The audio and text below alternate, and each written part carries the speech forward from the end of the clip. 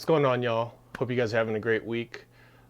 Today, I wanted to talk about motivation in DJing. If you saw my video that I posted, or two videos that I posted this week, you know that I got this guy. I don't know if it's focusing. The new Rain Performer. Great piece of gear. Shout out to Rain for sending it to me to mess with.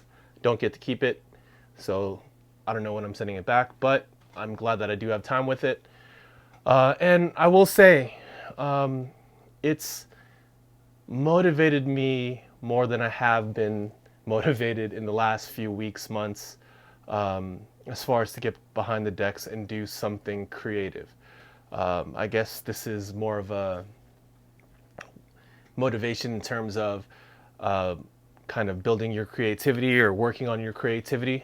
I've always prided myself in trying to be not just the DJ that just plays one record, then the next record, but during the course of my set, having some creative transitions or scratching or cutting and just putting a little extra in it, right? That's because I started my DJ journey really falling in love with turntablism, if you weren't aware. And once I started rocking parties, it was like in the midst of the AM era, and it was really cool seeing the blending of genres that we never really saw before like that, at least for me. And I started doing it because I wanted to do the same, just not just be a regular schmegular DJ. And there's nothing wrong with that. It's just the way that I wanted to go about it. So if you weren't aware, over the course of the last few months, I have kind of moved to playing on USB sticks a lot, getting more familiar with Rekordbox instead of bringing my laptop out and playing on Serato.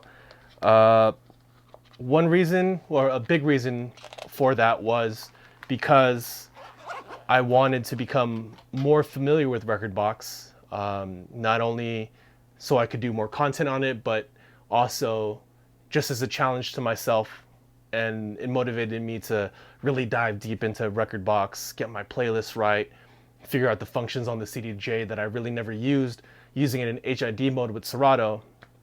And it was a learning process. It is a learning process.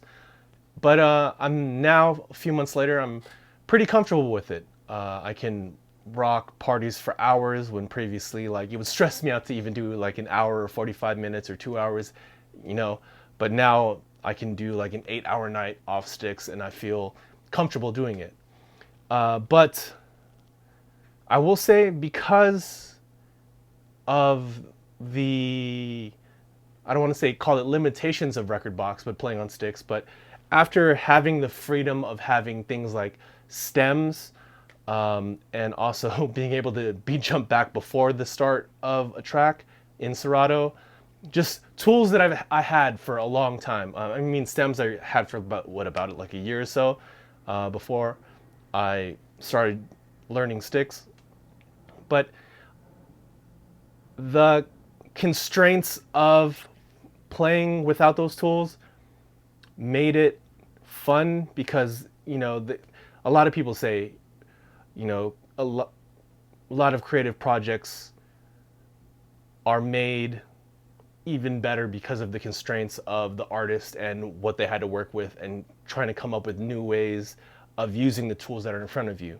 And that's something that I had to adapt with the way I play on sticks. I had to think of new ways to do transitions and things that I would do in Serato that I was so familiar with, and it was so quick.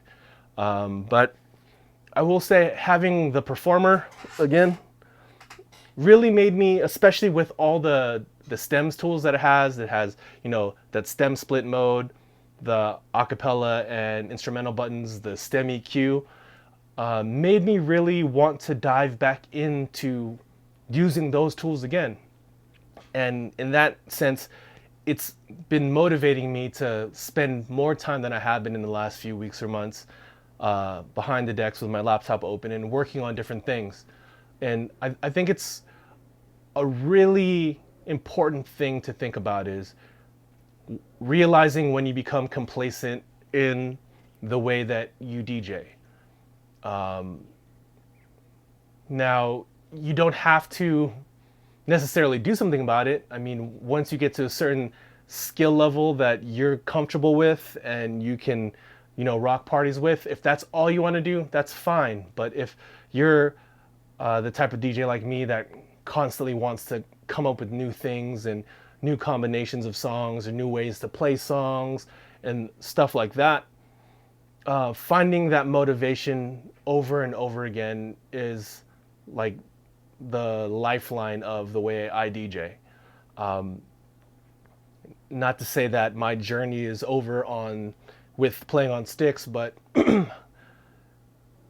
actually sitting down with my laptop and Serato and having to learn this thing, the performer, really made me realize, like, man, there's so much that I was kind of leaving on the table because I didn't have the stem functionality that Serato provided.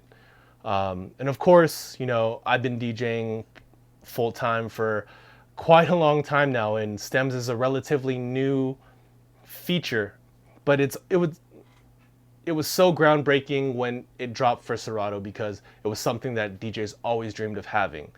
And once we finally got those tools, it kind of unlocked a new way of DJing, a new way of playing music. And I will say it did feel like taking steps backwards, going to sticks and not having those tools anymore. And spending the time on the performer made me appreciate those tools even more than I have before I got the performer. And I'm just, I don't, I'm not sure where my DJ journey is going to go as far as the creative path of it, but I know that I feel a sense of joy of feeling that want to experiment and want to create again, with this new piece of gear. And that could be it too. Like, there's something to be said about, people, DJs that always buy the latest and greatest things. And there's a reason why, Technique 1200s have stood the test of time. There's a reason why CDJs have become kind of the club standard. It's because they're reliable tools for the most part, and they work well, right? But there's value in buying something if it unlocks that creative part of your brain again and motivates you to keep pushing and moving forward in the DJ world or just anything creative, right? If a purchase makes you excited again to continue to create, it might be worth the money, as long as you're being financially responsible. Don't want people to like miss their bills because they're buying a piece of gear. But there's value there, and I really haven't bought gear, or I haven't bought a piece of gear in a while that made me feel like this. But having these tools again, and I think part of it is because I didn't have them, or I haven't used those tools in months because I was getting familiar with playing on Rekordbox. But man, I've been doing this so long that I have the kind of self-awareness to know where I'm feeling that creative spark again, and it really makes me happy. I'm going to be spending way more time with this thing and just working on different creative ways to use the new tools that are in front of me. So I want to pass this conversation off to you guys. What motivates you? What gets your creative juices flowing? What keeps you motivated? And what has worked for you in the past? And if you feel like you're in a creative rut, what do you think caused it? I'd love to hear what you guys have to say. Go ahead and leave that down in the comments below. I'll be sure to read each and every one of them and respond to as many as I can. And if you're looking for more DJ related content, be sure to click on one of the videos right here, and I'll catch you guys in the next one.